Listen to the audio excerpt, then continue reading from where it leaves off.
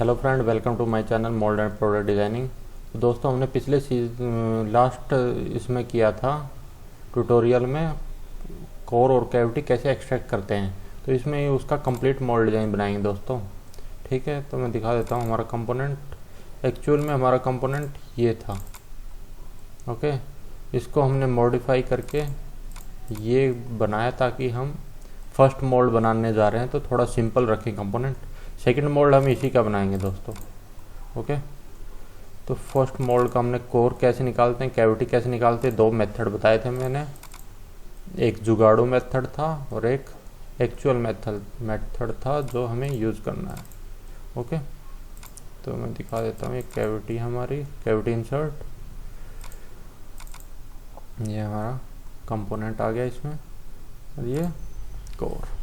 अगर cross section देखेंगे हम तो ये देखो, ये कंपोनेंट है, ये हटा देंगे तो ये गैप बन जाता है दोस्तों। इसी गैप में हमारा मटेरियल फिल होता है, ये जो होलो दिख रहा है आपको, और इस कंपोनेंट की शेप आ जाएगी। ठीक है जी।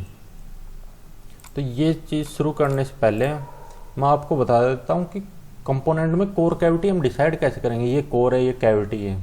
हर जगह ये तुक्केबाजी काम नहीं आती कि भाई ये उठा हुआ एरिया है तो ये कोर होगा, उसका अपोजिट वाला कैविटी होगा। नहीं, ऐसा नहीं होता दोस्तों।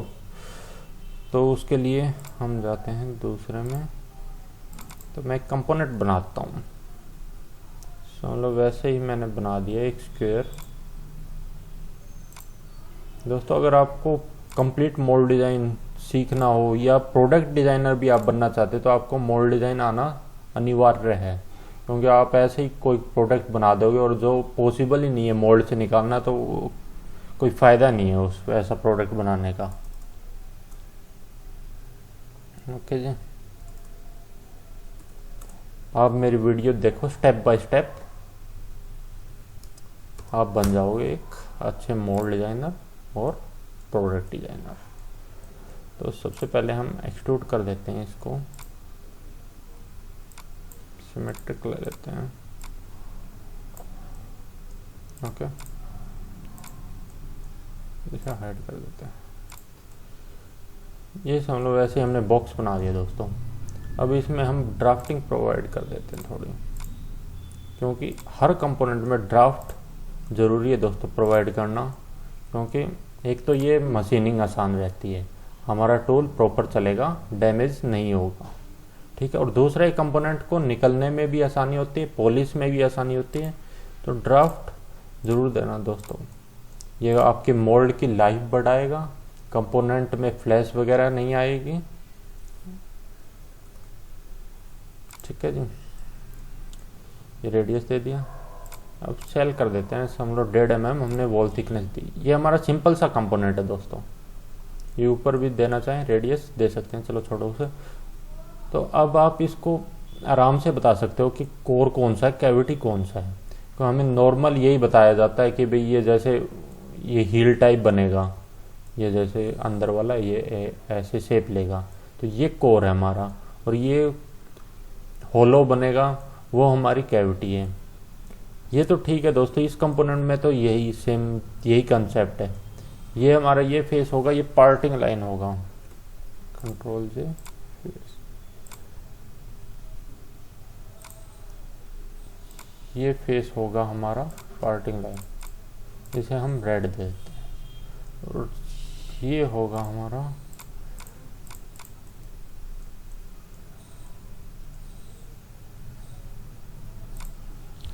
कंट्रोल से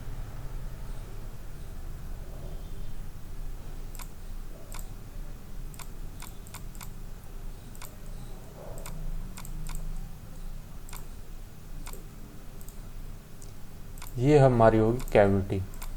ठीक है जी, और ये जो बच गया ये आएगा कोर में, कोर पंच। तो ये इस कंपोनेंट के लिए तो दोस्तों ये ठीक है मेथड। ठीक है, और बाकी देखोगे ये कैविटी का ड्राफ्ट हो गया, ये कोर का ड्राफ्ट हो गया, ये पार्टिंग फेस हमारा सीधा सीधा ऐसे। इसको मैं सेम एक ऐसी लाइन बनेगी बस। अगर मैं दिखाना चाहूँ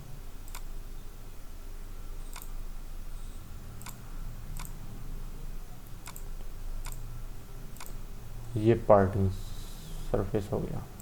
इसको सिर्फ एक्सटेंड करना हमें, एडिट कर बोथ साइड में। ओके, ये ट्रिम कर देंगे।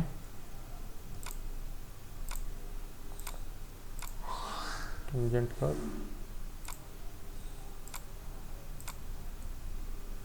ये हो दोस्तों, ये कोर हो गया, ये कैविटी हो गया। जो मैं आपको कंसेप्ट बताने जा रहा हूँ दोस्तों, वो आपको ना कोई ये ट्यूटोरियल वाले बताएंगे, ना ही कोई इंस्टीट्यूट वाले। तो ये ध्यान से देखते हुए ना आपका बेसिक पूरा क्लियर हो जाएगा इन 3-4 एग्जांपल से ही।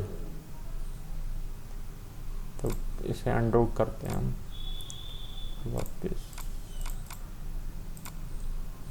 कंपोनेंट फिर से, इसमें ड्राफ्टिंग फिर से देते हैं।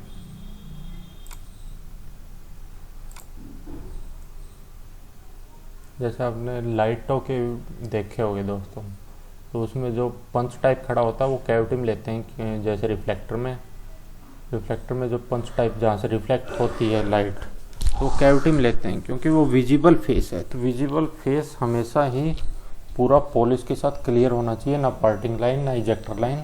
तो वो हम हमेशा कैविटी में लेते हैं।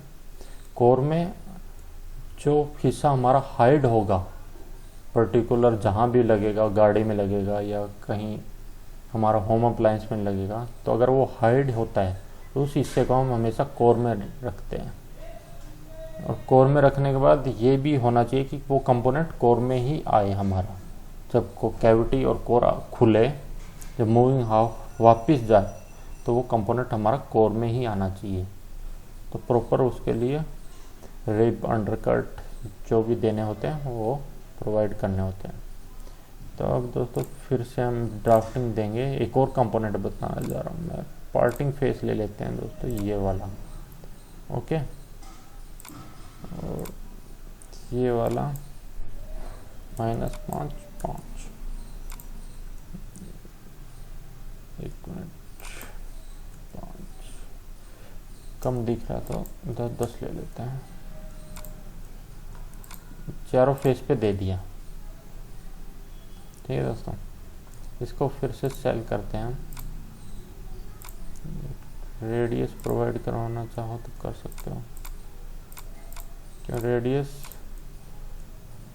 मिनिमम रेडियस उतना ही रखना जितना आपके पास कटर अवेलेबल हो, ताकि हमारा ईडीएम ना करना पड़े।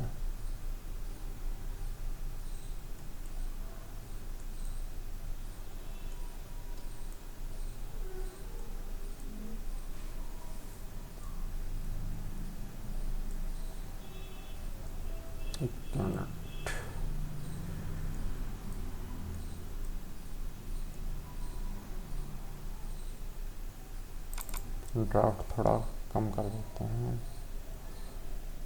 ये तो 10 ही रहने देते हैं, ये वाला कम कर देते हैं 2 डिग्री। ओके, स्केच में जाते हैं, क्योंकि हमारा को पंच अंडरकट भी नहीं होना चाहिए। अगर मैं वैसे डायरेक्ट सेल करता तो अंडरकट आ रहा था। टेंजेंट एक खड़ा देते हैं, 2। ओके,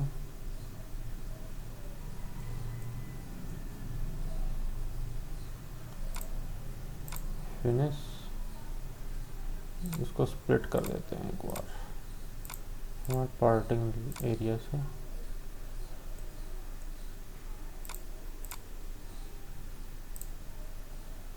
स्प्लिट किया, अब इसको एक्सट्रूड कर देते हैं।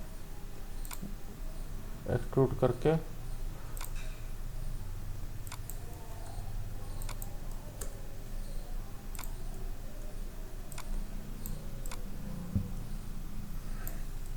ड्राफ्ट रखूँगा मैं कोर साइड वाला।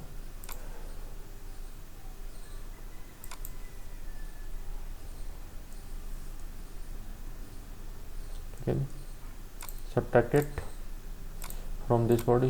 Okay, hide this curve. Now sell this body also.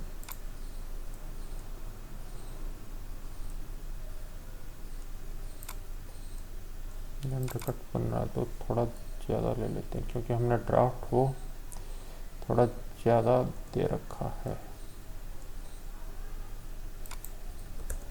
चलो समझाने के लिए ऐसे लगा, ये वैसे सही नहीं है कंपोनेंट क्योंकि हमने वॉल थिकनेस अनइक्वल ली है इसमें, लेकिन समझाने के लिए ये देखो, ये भी हमारा ड्राफ्ट ओके है कोर का और कैविटी का भी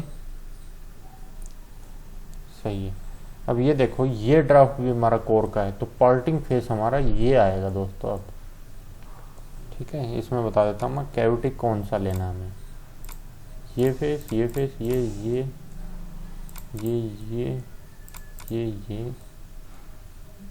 और ये सारे फेस आएंगे हमारे कैविटी के अंदर, बाकी जो बच गए वो सारे आएंगे कोर के अंदर। ठीक है, और हमारा जो भी पार्टिंग सरफेस बनेगा वो बनेगा कुछ ऐसा।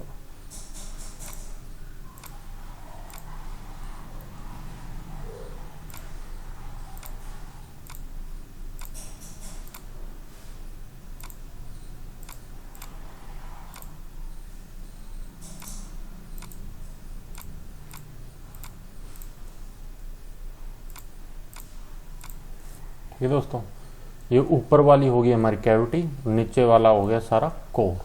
ये बीच का पंच, ये पंच अगर हम अलग से निकाल लेंगे तो ईडीएम नहीं करनी पड़ेगी हमें, और वैसे पंच अलग ही बनाना चाहिए क्योंकि इतना लंबा ईडीएम करना that is not a good concept.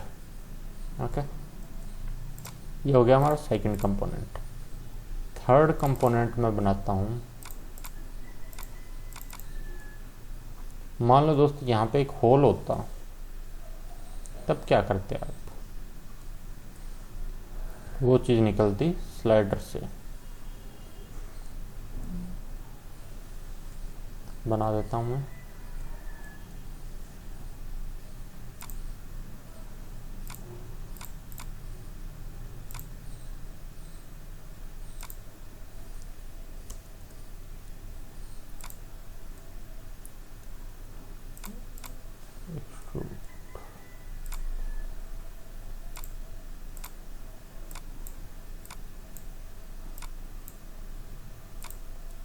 ये दोस्तों समझ लो ये होल है, ये होल भी बनाना है, तो होल ये डायरेक्ट नहीं बनेगा दोस्तों, इसके लिए हमें बाहर से चलाएं, बाहर की तरफ, तो ऐसे ऐसे स्लाइडर चलेगा इस तरफ, इस डायरेक्शन में दिखाना चाहूँ।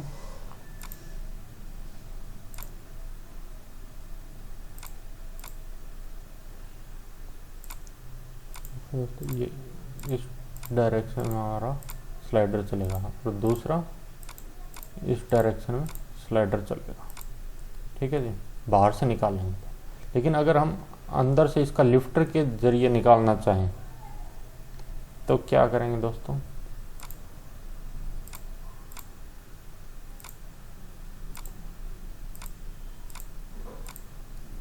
इस तरफ लिफ्टर चलेगा, ये इसका इस तरफ लिफ्टर चलेगा। इसमें एक पंगा क्या आएगा दोस्तों, अगर ये समझ लो स्पेस हमारा कम है और लिफ्टर बिल्कुल हमारा थिन बन रहा है और ऊपर मूव एंगल में मूव करे और जगह भी नहीं बचती है अंडरकट निकलने की, तो लिफ्टर इस केस में रिजेक्ट हो जाता है।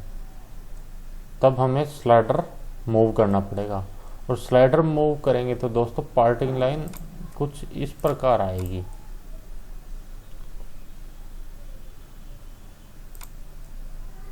वैसे ही बना देता हूँ मैं।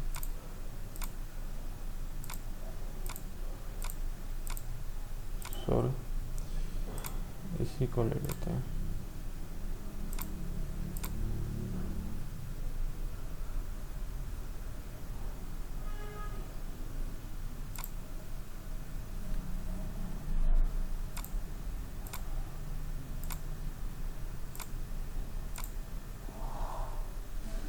ठीक है दोस्तों, curve, project curve, connected curve, single phase along vector direction. ठीक है दोस्तों, तो ये स्लाइडर हमारा कुछ इस प्रकार आएगा। यहाँ पार्टिंग लाइन आएगी अगर हमारा कस्टमर कह देता है मेरे को यहाँ पार्टिंग लाइन नहीं चाहिए, किसी भी हालत में नहीं चाहिए, और अपने पास लिफ्टर चलाने के लिए अंदर जगह ना हो, तब हम क्या करेंगे? तब ये बन जाएगा दोस्तों, मतलब कि कैविटी में फिर हमें ये पिन, एक पिन चलानी पड़ेगी। कैविटी में पिन चलाने के लिए दोस्तों तो मतलब कैविटी 3 प्लेट टाइप बन जाएगी दोस्तों। ये उसमें क्या होगा, कैविटी में हमारा स्लाइडर चलेगा और उसके ऊपर वाली प्लेट में हमारी फिंगर कैंप होगी। तो जब मोल्ड हमारा ओपन होगा तो कोर कैविटी ओपन नहीं होगी। सबसे पहले कैविटी और टॉप प्लेट ओपन होगी ताकि हमारी ये पिन मूव होके पीछे आ जाए, और फिर हमारा कोर कैविटी, ये जब रिलीव हो जाएगा कंपोनेंट, फिर हमारी कोर कैविटी खुलेगी ताकि ये कंपोनेंट कोर के अंदर चला जाए। अदरवाइज ये डैमेज कर देगा हमारे मोल्ड को, ठीक है, मतलब कंपोनेंट निकल ही नहीं पाएगा। एक तो हो गया ये चीज़ दोस्तों, थर्ड कंपोनेंट। तो दोस्तों ये मैंने 3 कंपोनेंट बनाए सिंपल।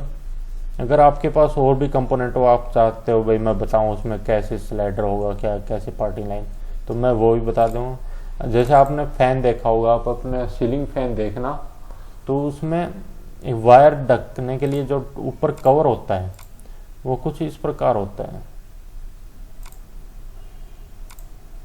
हमने ये बनाया,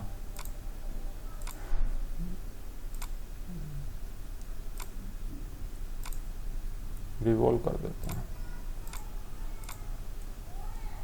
अपने सीलिंग फैन देखोगे आप तो आपको आराम से दिख जाएगा वो क्या मैं बताने जा रहा हूँ। वो भी सेम यही कंसेप्ट है।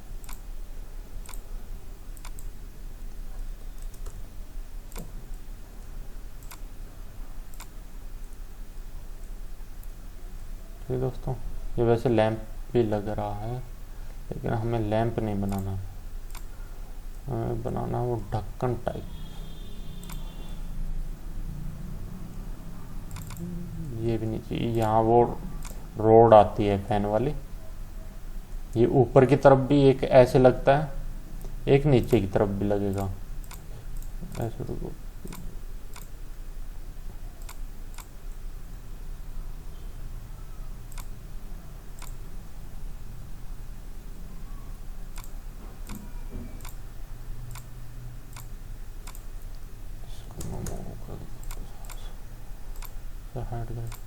ये 2 ऐसे लगते हैं, एक ऊपर वाली छत से जो वायरिंग होती है उसे कवर करता है, एक फैन की वायरिंग होती है उसे कवर करता है, और एक रोड होती है इसके अंदर, ठीक है जी, वो भी बना देता हूँ।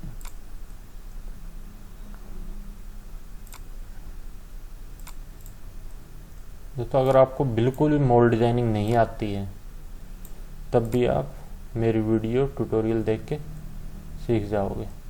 यहाँ पे हमारा राउंड वाला वो लगता है, इसे डायरेक्ट एक्सट्रूड कर देते हैं।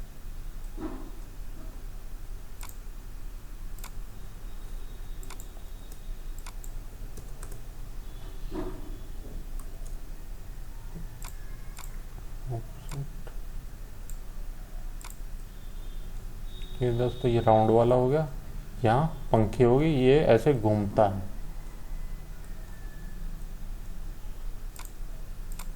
आप समझ गए होंगे मेरे ख्याल में क्या कहना चाह रहा हूँ। चलो सिंपल सा बना देते हैं। ये पंखी होगी,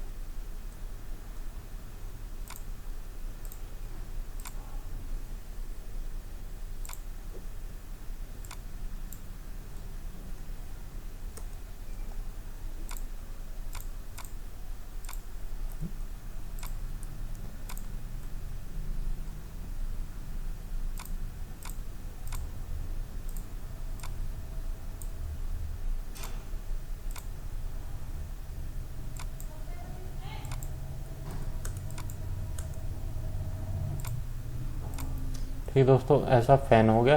ये हमारी कवर करती है, ये नीचे वाली यहाँ वायर, ये ऊपर वाली। तो इसमें देखा होगा ये इसको टाइट कैसे करते हैं, एक होल होता है बस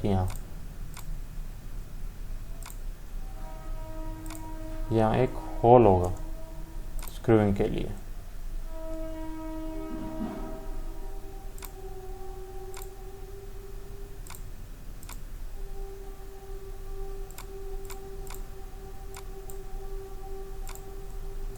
ठीक है दोस्तों, लेकिन आपने देखा होगा यहाँ कोई पार्टिंग लाइन नहीं आती, तो वो सेम यही कंसेप्ट है दोस्तों हमारा कोर कैविटी वाला जो मैंने इसमें बताया आपको, इसमें बताया जैसे लास्ट वाला जो बताया, अगर पार्टिंग लाइन नहीं चाहिए तो कैसे निकलेगा।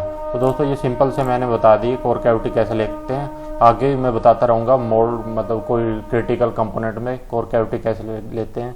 जैसे कैप का मोल्ड होता है, थ्रेडिंग होती है, तो वो थ्रेडिंग कैसे निकालेंगे दोस्तों, उसके लिए हमें गियर का यूज़ होता है, हाइड्रोलिक मोटर या रैक जो भी करना चाहें वो यूज़ करके सिलेंडर से भी निकालते हैं, सिलेंडर और गियर रैक का यूज़ करके या हाइड्रोलिक मोटर गियर का यूज़ करके भी हम वो थ्रेड निकाल सकते हैं। ठीक है दोस्तों, एक मैंने कंपोनेंट बनाया है कैप का, उसका मैं आगे मोल्ड भी बनाऊंगा, तो वो उससे आपको कंसेप्ट क्लियर हो जाएगा। तो अब आते हैं हमारे वापस उसी कंपोनेंट पे। ये देखो दोस्तों कोर निकाल दिया है, ये मैंने इजेक्टर पिन दे दी 6, ये एक बार हाइड कर देता हूँ, ये हमारा कंपोनेंट हो गया। तो दोस्तों जैसे ये इजेक्टर प्लेट बनाई है मैंने, ये बॉटम प्लेट, ये राइज़र और ये हमारी कोर हाउसिंग थी। अब क्या करेंगे दोस्तों, इसमें क्या कंसेप्ट होता है।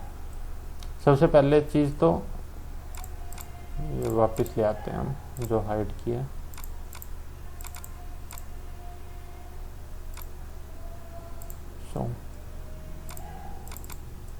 ये कंपोनेंट है रेड वाला। सबसे पहले तो ये ऐसे लगे दोस्तों मोल्डिंग मशीन में, ये हमारे फिक्स हाफ होता है,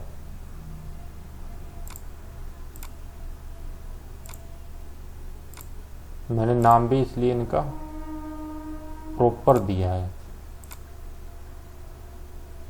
ये आप देखोगे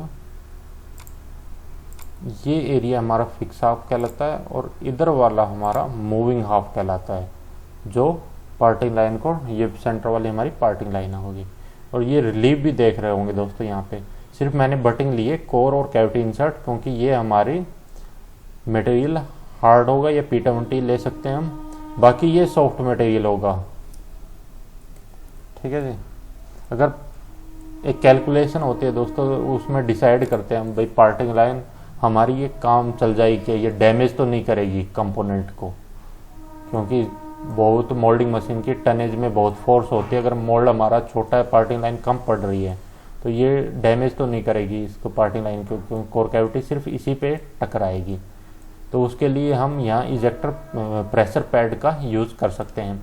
ये गाइड पिलर होते हैं दोस्तों, ये एक तरफ मैंने आप देखा होगा ये चैम्फर दिया है। ये चैम्फर क्यों दिया है, क्योंकि मैंने ये गाइड पिलर थोड़ा सा ऑफसेट किया ताकि डाईफिटर या जो भी अननोन पर्सन है वो इसको उल्टा ना क्लोज करे, क्योंकि उल्टा क्लोज करेगा कई बार प्रोफाइल होती है वो डैमेज हो जाती है, उल्टा मोल्ड ना क्लोज हो तो ये एक समझ लो पोका योके हो गया।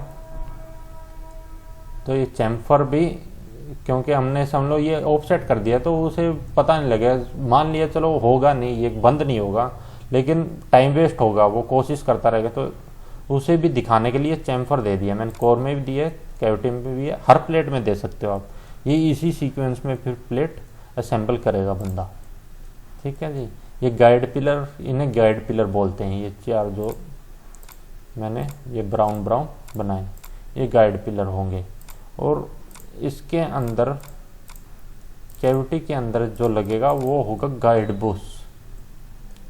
ठीक है जी, तो इन दोनों को ये कोर और मूविंग हाफ और फिक्स हाफ को गाइड करने के काम आता है। ठीक है जी,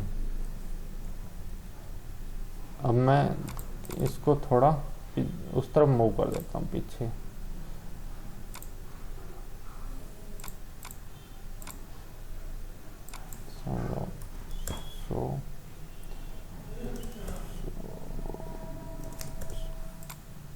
ठीक है दोस्तों, ये ऐसे लगेगा हमारा मोल्डिंग मशीन में हमारे जो मोल्डिंग मशीन की नोज़ल होगी, ये दोस्तों ये एरिया जो दिया है यहाँ से ये क्लैंप होगा, ठीक है। मोल्डिंग मशीन पे ये जो बाहर एरिया निकाला है टॉप प्लेट में, मैं प्लेट टॉप बता देता हूँ। ये इसे बोलते हैं कोर इंसर्ट, इसे बोलते हैं कोर प्लेट।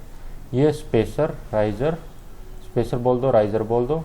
ये इजेक्टर प्लेट, ये इजेक्टर बैक प्लेट, और नीचे वाली होगी बॉटम प्लेट, और इसे बोलते हैं कैविटी हाउसिंग। ये core insert, sorry cavity insert, और ये टॉप प्लेट, और इसे लोकेटिंग रिंग बोलते हैं। ये लोकेटिंग रिंग का क्या फंक्शन है, ये लोकेट करता है इस मोल्ड को हमारे मोल्डिंग मशीन में toward fixed half, okay.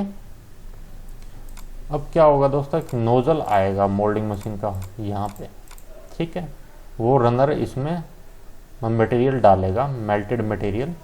Fix half हमारा फिक्स रहेगा, मूविंग हाफ उस टाइम हमारा बंद होगा, मोल्ड बंद होगा, उस टाइम मटेरियल आएगा।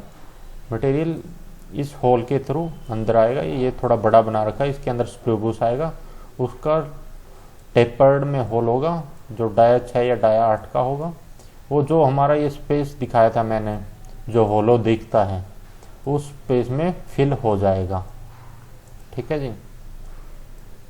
और इसमें जैसे ये बंद होगा पार्टिंग में, तो एयर भरी रहती है दोस्तों। उस एयर को निकालने के लिए या वेंटिंग लाइन दी जाती है, ठीक है।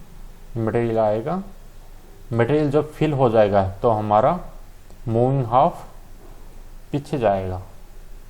पीछे किस तरफ, ये फिक्स तो हमारा फिक्स है, ये इस तरफ मूविंग हाफ इस तरफ जाएगा। उसके बाद कंपोनेंट इसी में फंसा रह जाएगा।